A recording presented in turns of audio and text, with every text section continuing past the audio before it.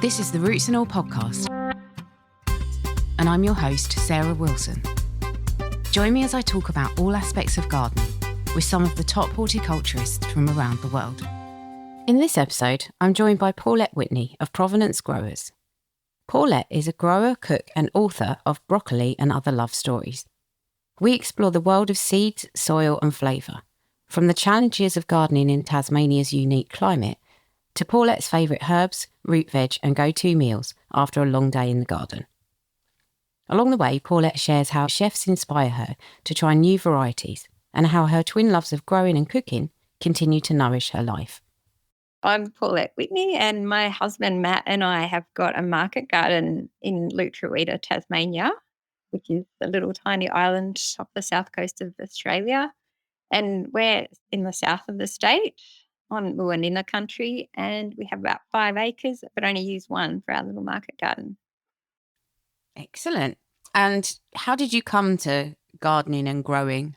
Well, I grew up gardening and cooking and eating with my mum. Mum was always at Chinese cooking lessons or sending us up someone's fruit tree to pick peaches so she could preserve them.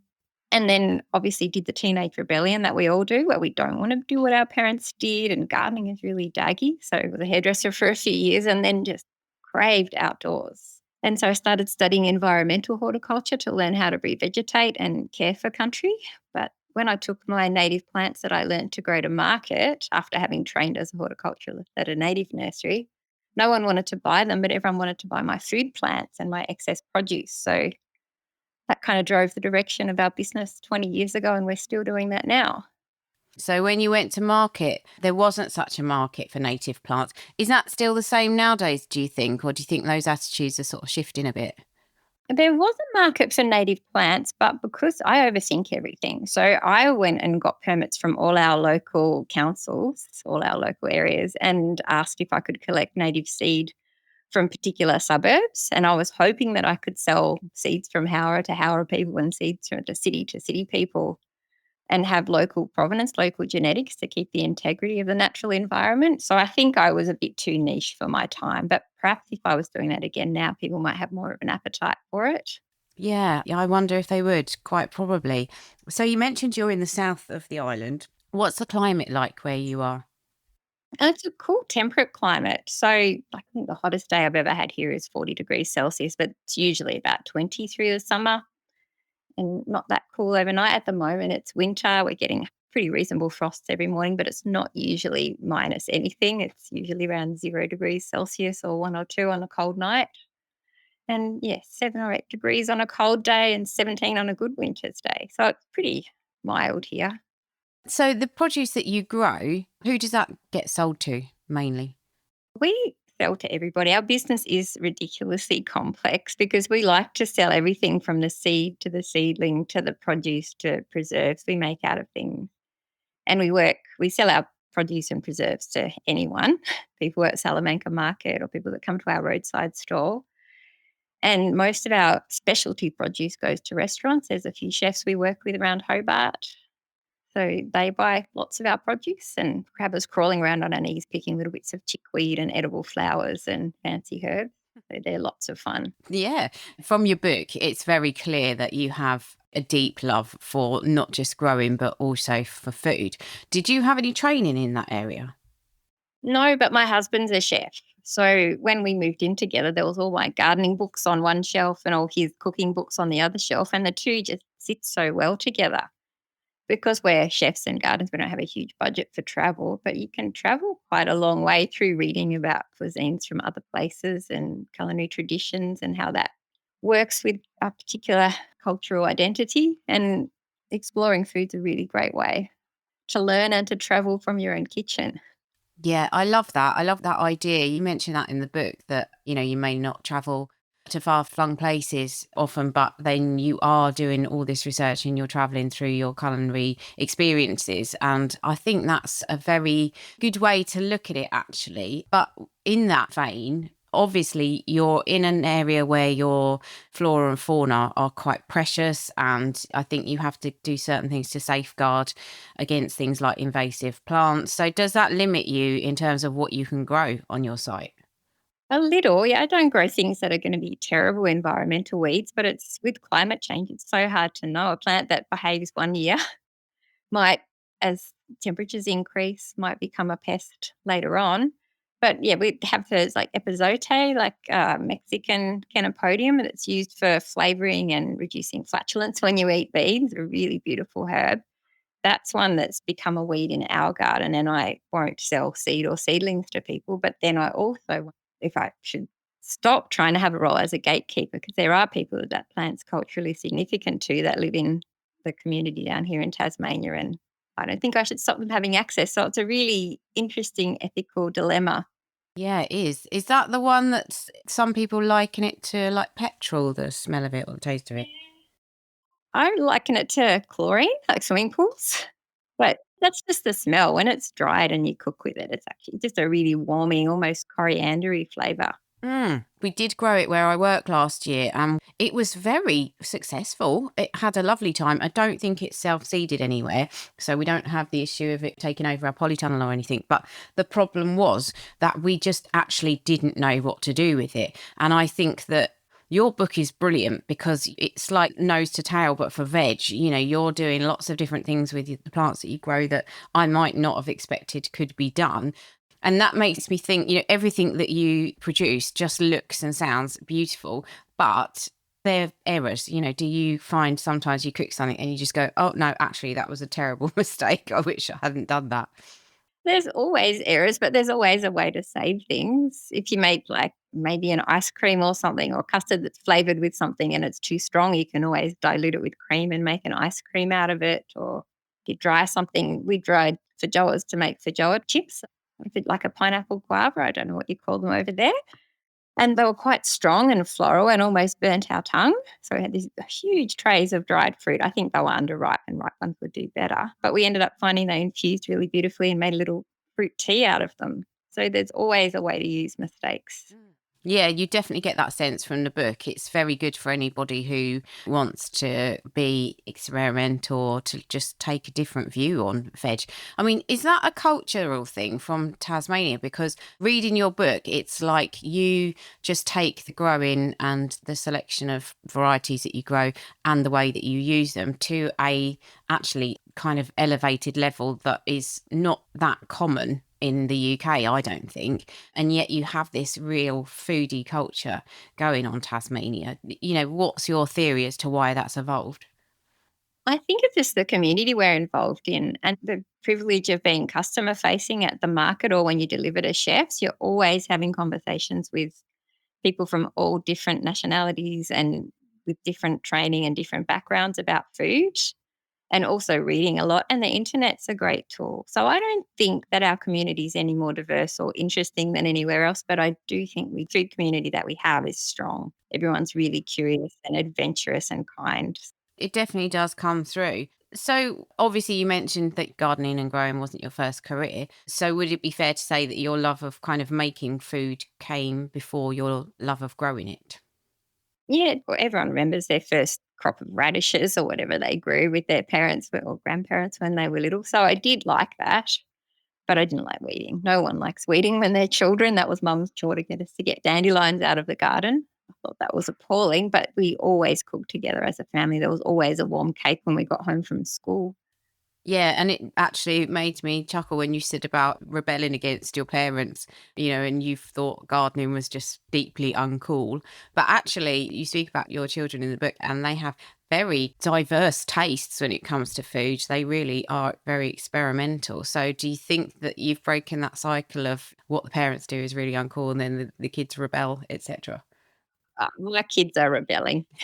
They don't come outside and help. When they were little, they would, but now they won't. They're 17 and 20, so they're doing their own thing. Although my eldest daughter's just moved out and hates not being able to lay her hands on produce. She's struggling without greens at the back door. Yeah, I bet that's been a culture shock. Well, hopefully she'll take that and run with the knowledge that she has and grow her own, as much as possible. I did go and visit her. She's right in the middle of Naarm or Melbourne. And yeah, I took her to a nursery. We bought heaps of kale and lettuce, but overnight the rats ate everything. So she's going to have to garden build herself a little prison or buy a pod or something if she wants veggies there. Oh, no. So, and where is she, did you say? right in the middle of the city in Melbourne. Oh, and the rats will decimate your plants, will they? We think that's what it was. They were gone overnight. They left her rosemary and mint, so she's got a couple of things. Wow. I did spend some time in Melbourne. I didn't see any rats, but that's really interesting. I mean, of course, you're dealing with a lot bigger and a lot more things that attack your fruit and veg to what we do here in the UK. I mean, what's some of the things that you do battle with on a daily basis? Oh, we have all manner of animals here. Our most common animal in our block that eats our vegetables are paddy melons, which are like a small wallaby. And there's hundreds of them here. They're all over the lawn. They're beautiful. So the main thing you can do with them is build a fence, but they're the size of a soccer ball. But even a hole, they'll get through a hole that's only a few inches wide in your fence. So but you can fence them out. But once we figured out how to fence them out, these beautiful big flightless birds that we call native hens or turbo chooks, because they run so fast, they jumped our fences and ate all our greens. And then we made the fence higher, got rid of the turbo chooks, and then wood ducks came and ate everything. So there's always a new problem, but there's always a way around it. Wow. When I was in Australia, I saw bin chickens. Are they different to turbo chooks? Yeah, bin chickens are a mainland thing. They like it warmer. They're a kind of ibis, I think. The turbo chooks, they're kind of like a crake or a waterfowl relative, but they live on land mostly. They're beautiful. So it's a privilege to have them. It's like our tax to nature. Yeah, exactly. You do have to be quite philosophical, I suppose, about losing stuff, but it can be disheartening. Thinking about the practicalities of how you garden, I was interested in what you use as a seed compost mix and, why you kind of use that. So I use all different kinds of things. At the moment, we're using a lot of composted pine bark because that's a byproduct of paper industry here. So that's a really sustainable, renewable resource, and biochar. So we're using the two of those with a kind of biological fertilizer that a man down the road brews for us. We had a lot of trouble with fungus gnat larvae eating our seedlings and cuttings in winter. So we found that if we used an inorganic mix of perlite and vermiculite and sand, that we'd have less of that problem. But I think the plants don't like it. They don't get to develop a relationship with fungi and bacteria like they normally would if you grow them in the absence of anything alive. So we're moving away from that. Yeah, we get fungus gnats, but mainly in house plants. So, yeah, interesting that they eat your plants. So, in terms of the actual soil that you're growing in, what does that comprise of? We live on a really old Permian mudstone clay. So where we live is about 270 metres above sea level. So we're up quite high, but it used to be a seabed. So when I dig in my garden, I find rocks, there's fossils of scallops and all sorts of beautiful seashells. But it got pushed up by a dolerite intrusion millions of years ago. So our soil is actually a really thin, shallow clay on top of the seabed sedimentary stone.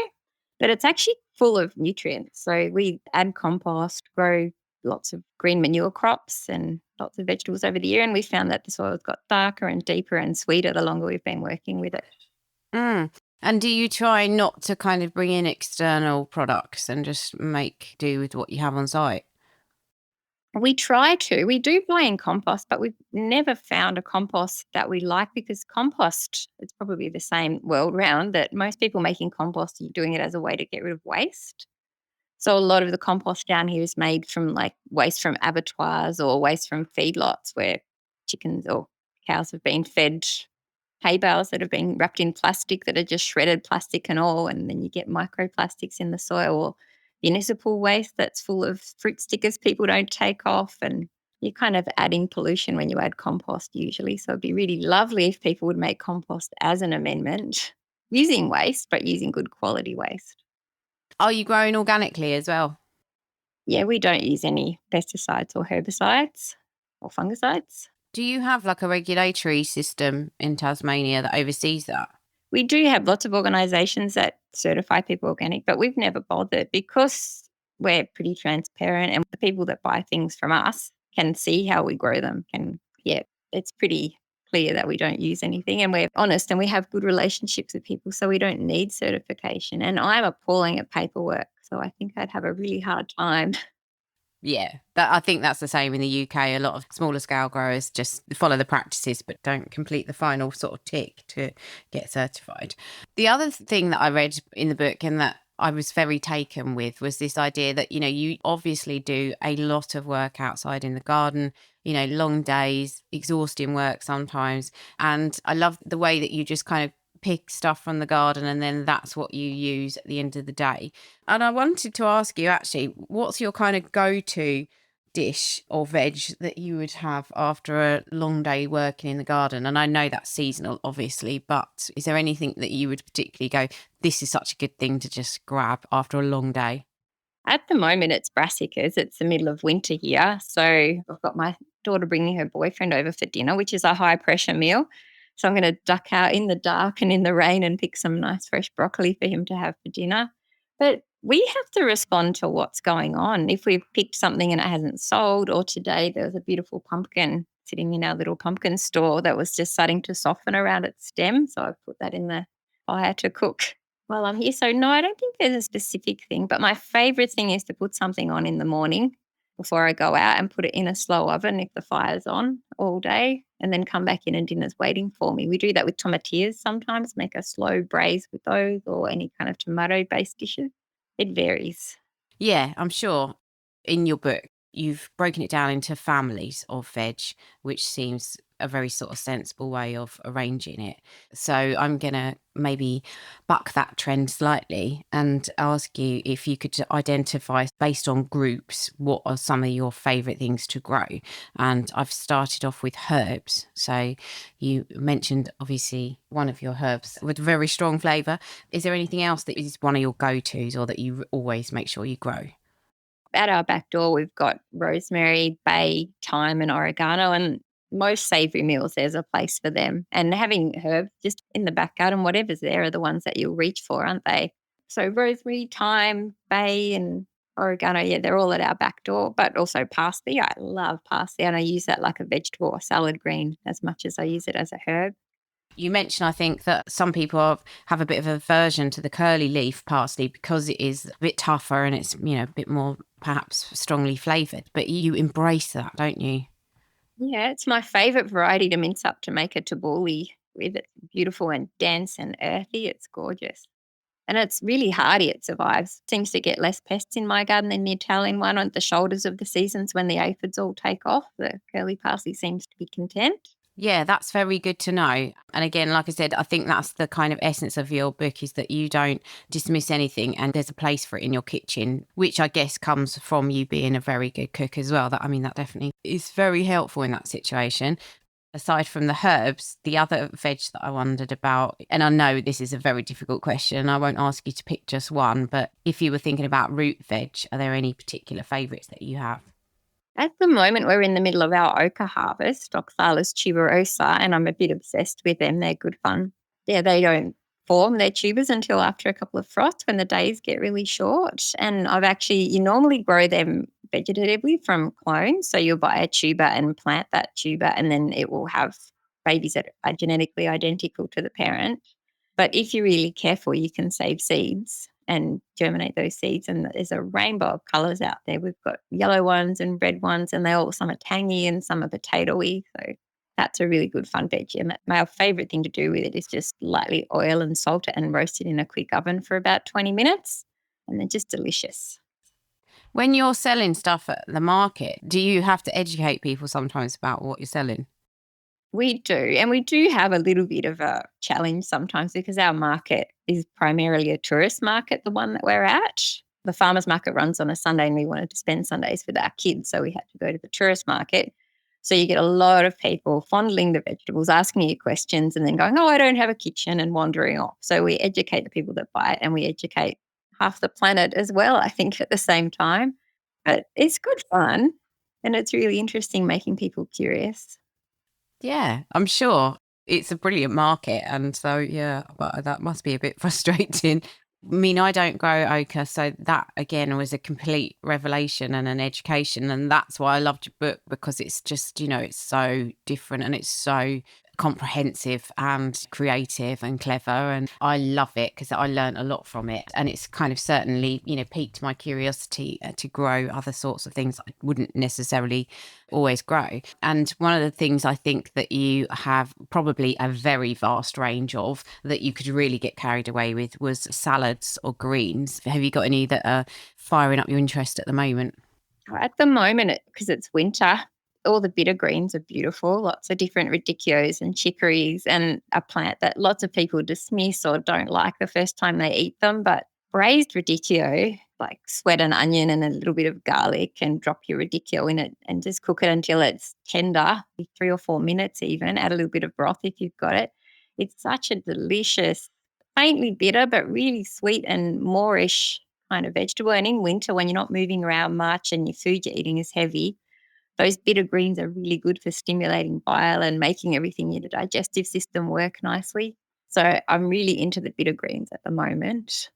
Braising is another thing I wouldn't necessarily have associated with greens, but your braised kale recipe is a bit of a revelation as well. Yeah, there's so many plants that people think they don't like. And if you look at old cooking traditions, that method that I mentioned, probably in Europe, it's probably cooked a lot longer than what I describe, and that's great too. The longer you cook things, there's this kind of false idea that raw food is better for you, and in some cases it is, but also the longer and slower you cook something, the more available some nutrients are to your body. So that idea of braising kale really slowly until it's broken down and it's sweet can make the kale that you might have had boiled or steamed or in a smoothie, which is not that delicious, can make it become delicious, treating it gently.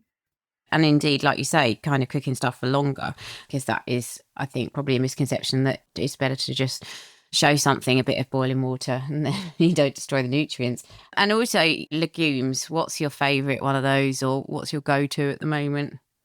At the moment, broad beans, we might have the odd one of those, but because it's the middle of winter, there's not a lot of legumes around. Our peas haven't started yet. They'll be early spring. We do have some dried broad beans, fava beans that I peeled painfully. They're a bit too starchy to eat fresh, so I sat by the fire at night and potted them, double potted them and dried the insides, and they make a beautiful falafel when you rehydrate them. So that's probably the bean that we're eating the most in the middle of winter. We didn't save any dried runner beans or anything this year for soup, but they're another good winter one. Yeah, what do you do with your dried runner beans? Because I know, again, for me, when I was looking into beans, that came as a bit of a surprise that you can dry and reuse those. I love that. We've got some climbing beans that I inherited a frozen seed library from a friend, and there's some beautiful climbing beans that he grew in 2013 or something, and dried them, saved them, froze them. And because I know they're organically grown from his garden, these frozen beans from 11 years ago are still really good to eat. So I just soak them overnight and then bring them to a simmer. These are the white bean, but runner beans take a lot longer, but bring them to a simmer for about half an hour with a bay leaf and some crushed garlic. And then you can do a million things with them. You can add them to soups or stews or make baked beans, or they make a really beautiful puree. Instead of mashed potato, whiz them up in a blender or a smoothie maker, a bit of olive oil and a bit of salt, and they're delicious and so good for you. That's such a good idea. That is honestly what I love about your book. It's got so many new ways of doing things. Well, certainly to me anyway. So if people, as I said to you, I am now 10,000 miles away from you, but that's not to say that I can't kind of keep up with what you're doing and continue to be inspired by you. So if people want to find out more about you, or to come and buy your produce, or get in touch with you or follow you, what can they do? Well, the easiest place to find us, we're on Instagram as Provenance Growers, which comes from the business name when I was growing local Provenance native plants, but we kept it because where things come from is really important. So yeah, we're Provenance Growers on Instagram. The book's Broccoli and Other Love Stories, and you can get that anywhere, I think, online. Easy to get. And we're at Salamanca Market in Nipaluna, Hobart, every Saturday. Thanks to Paulette for talking to me from the other side of the world. And to you, as always, for listening. If you like this episode, you might also enjoy episode 334, Food Farming Revolutionary, and episode 328, Soil, Health and Nutrition.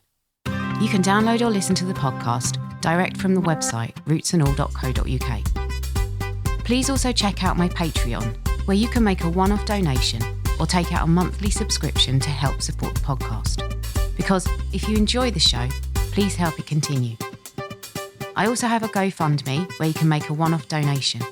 Even a one-off donation of £1 helps, and I'll be really grateful for your support. So please go to Patreon or GoFundMe and search for Roots and All Podcast.